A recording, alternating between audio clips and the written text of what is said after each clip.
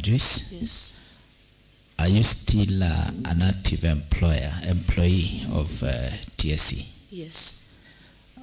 If appointed to this position, how do you intend to manage that transition to ensure that the children at Kwa Tombe Primary School are not disadvantaged? I will get a letter of transfer of service from the Teachers Service Commission, whereby they will deploy another head teacher in that school. Thank you.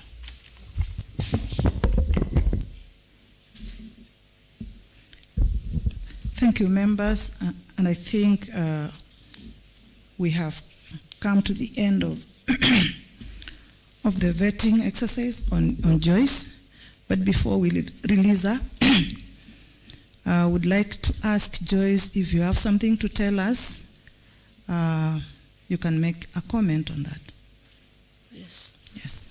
Proceed. Yes. First of all, I want to thank this panel for considering my status. I was discharged just on Wednesday from Kenyatta National Hospital. So I am very happy. I appreciate for considering my situation. Yes, and giving me easy time through this exercise. Thank you very much then. Before you leave, you need to pick up your original certificates. Yes. Yeah, and wish you well and quick recovery. Thank you. Thank you.